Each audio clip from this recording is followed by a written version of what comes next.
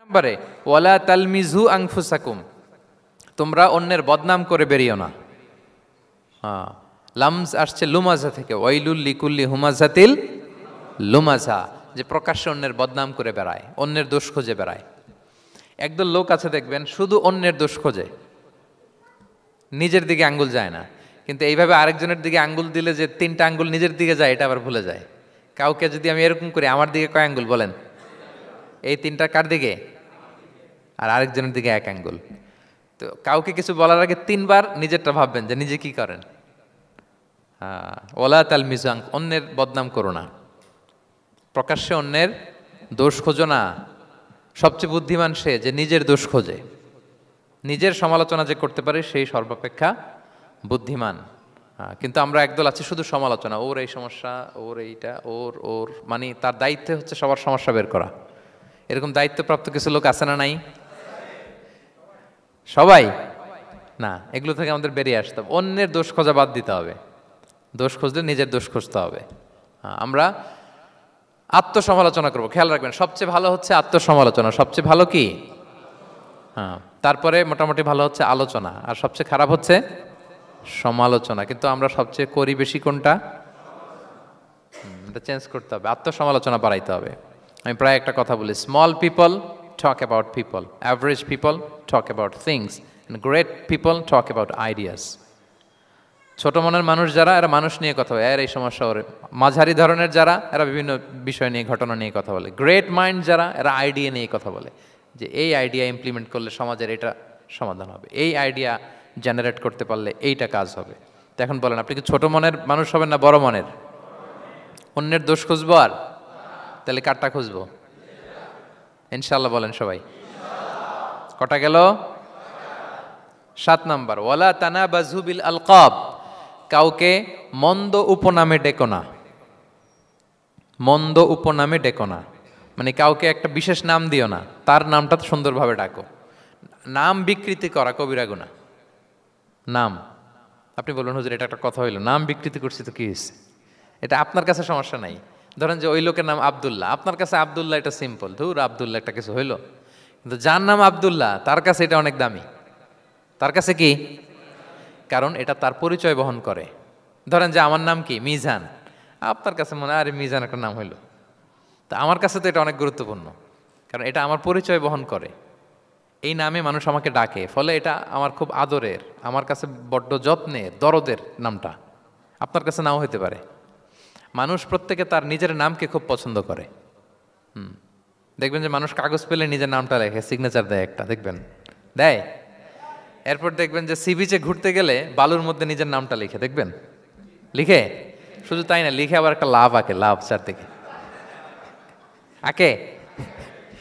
কেন আঁকে?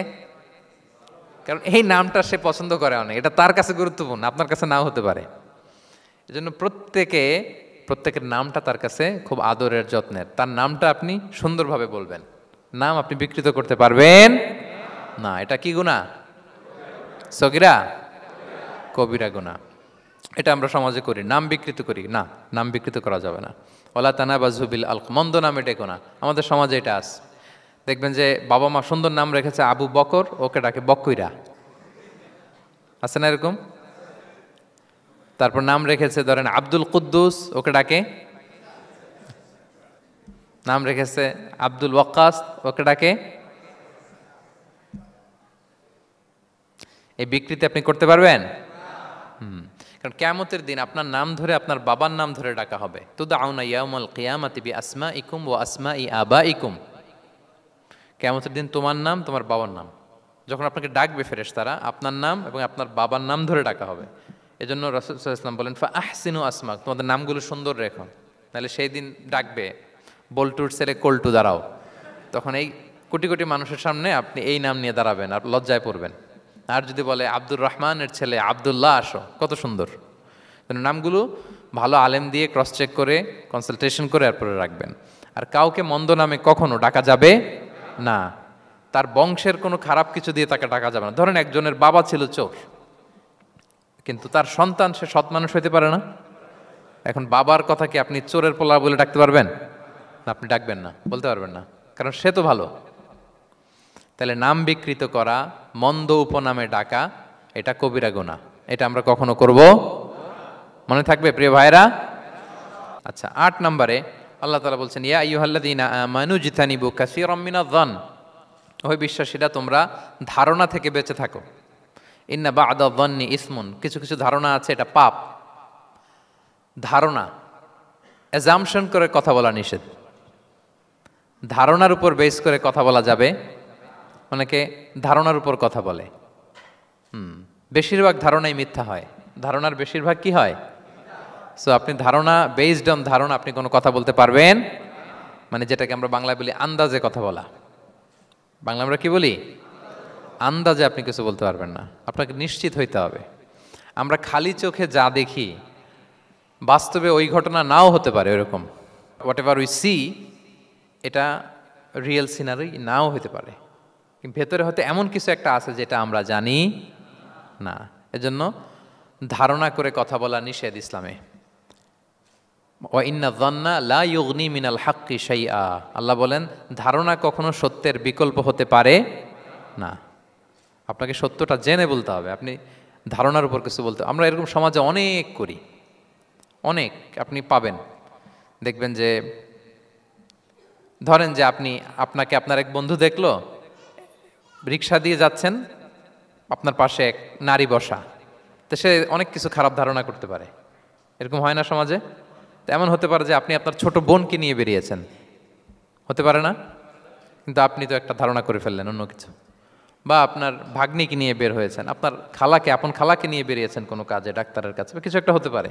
কিন্তু তাকে দেখেই আমি এদিক সেদিক বলতে আরম্ভ করলাম যে ওকে তো দেখছি এরকম এরকম এরকম। আছে না নাই? আমাদের সমাজে আমি দেখেছি যে কারো যদি ঠোঁট কালো হয় তো মানুষ ধারণা করে নেয় লোকটা মনে হয় সিগারেট খায়। কিন্তু সিগারেট সেবন করা ছাড়াও কারো ঠোঁট কালো হতে পারে কি পারে না বলেন? এই যে এগুলো সমাজে প্রচলিত। বিয়ে করার পর পর ইমিডিয়েট যদি কেউ একটা গাড়ি কিনে বা হুন্ডা কিনে, এটা কি বলে বলেন তো? এই বোধহয় শ্বশুর বাড়ি থেকে যৌতুক নিয়ে আসছে। দেখছেন, এরকম ভুরি ভুরি আপনি সমাজে পাবেন যে আন্দাজে, ধারণার উপরে আমরা অনেক কথা বলে ফেলি, কিন্তু নিশ্চিত না হয়ে আপনি কোনো কমেন্টসে যেতে পারবেন না। এটা একেবারে নিষেধ।